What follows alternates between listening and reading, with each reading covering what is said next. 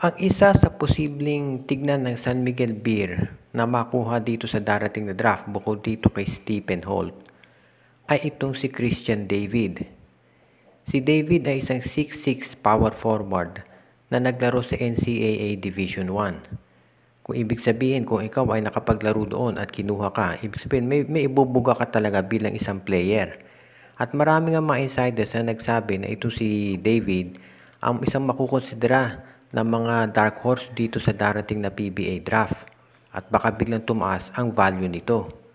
Sinabi mismo ni David na siya ay nakapaglalaro ng multiple positions. At sa height niya na 6'6", pwede siya na maglaro ng shooting guard, pwede rin siyang maging playmaker, pwede siyang maging point guard, small forward o kaya ay power forward. So kung ikaw si George Gallen, magagamit mo to sa iba't ibang posisyon doon sa game. Ang isa lang concern dito kay David kung ba't medyo marami din ang hindi sigurado sa kanya ay meron itong history ng knee injuries. Noong 2020, ito ay nagkaroon ng isang ACL. At nung kinuha itong import sa Korean Basketball League, hindi ito nakapaglaro dahil do sa kanyang knee injuries. Ang huling report, both left at right knees nitong si David ay nagkaroon na ng operasyon. Pero sinabi ni David ngayon na siya ay 100% healthy na at pwede nang maglaro. So kumbaga ang situation dito kay David parang kay Jeremiah Gray. Alam natin na bago ito kinuha ng Ginebra, ito ay na-injure na. At nakapaglaro naman siya sa Ginebra pero of course nakita natin na nangyari, na-injure ulit ngayon, out for the season na naman. So iyan ang isang concern dito kay Christian David, baka maging katulad ito ni Jeremiah Gray. So tignan na lang natin kung magte-take ng risk dito ang San Miguel Beer o ang iba pang kupunan para kunin ang 6'6 na power forward na ito.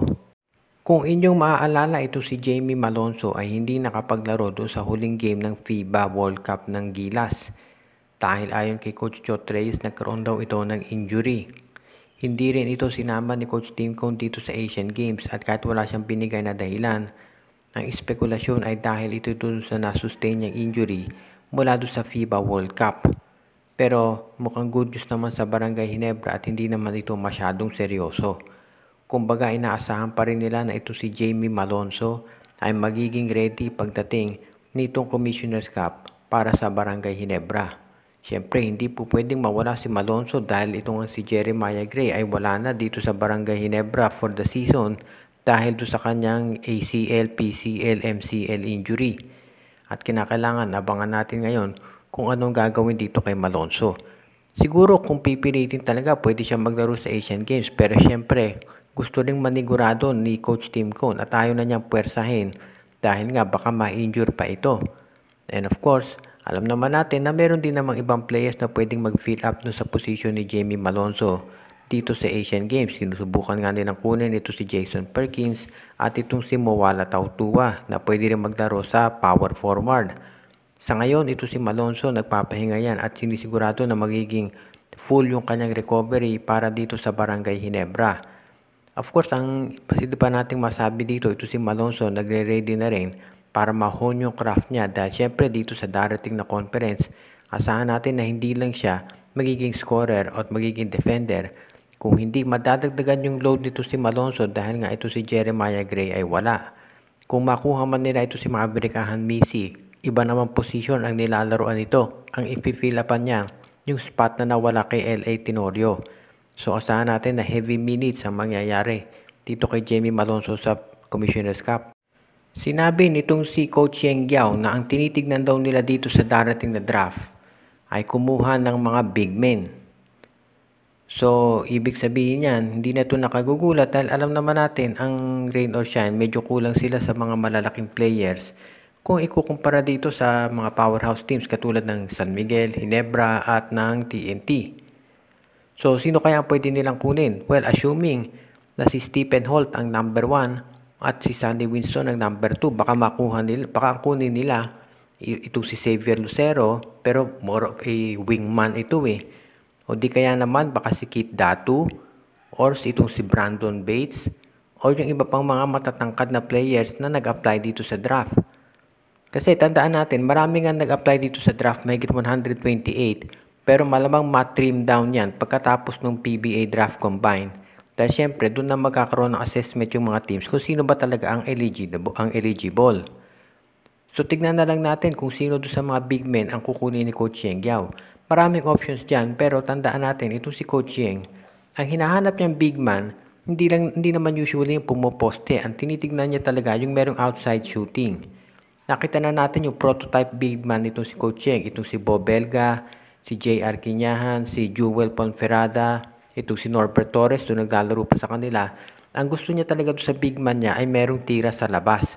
Dahil ang laro ng rain or shine nakapredicate doon sa inside-outside game. Of course, pwedeng magbago ng sistema itong si Coach Yeng Yao depende sa magiging takbo ng kanyang laro. Pero sa tingin ko ang kukunin ni Coach Yeng Yao ay yung player na masusunod yung kanyang sistema.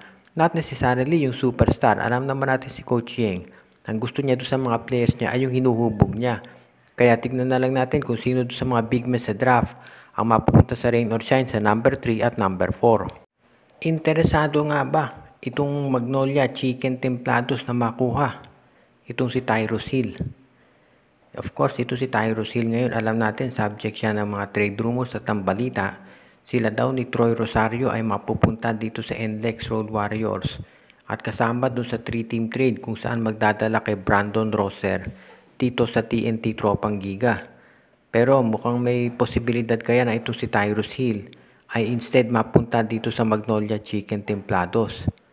Alam natin ang Magnolia nagde-develop ng kanilang frontcourt ngayon at nandiyan na nga ito si David Morel, yung dating teammate itong si Tyrus Hill sa Converge. At mukhang babagay din naman itong si Tyrus Hill sa Magnolia dahil sa kanyang athleticism at depensa. Kung nyo matatandaan, may Sampayan Brigade dati itong Magnolia na nagamit nila sa kanilang depensa.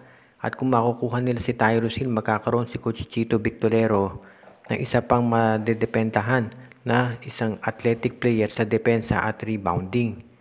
Yun nga lang, medyo mahirap makuha itong si Tyrus Hill dahil nasa kampo nga siya ngayon ng MVP group.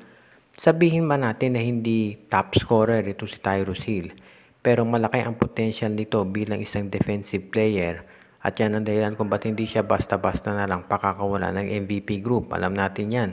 So kung gusto ng Magnolia na makuha ang nabanggit na player, kinakailangan mag-offer din sila ng isang player o kaya mga draft picks na sa tingin ng current team nitong si Hill ay magiging fair naman yung compensation.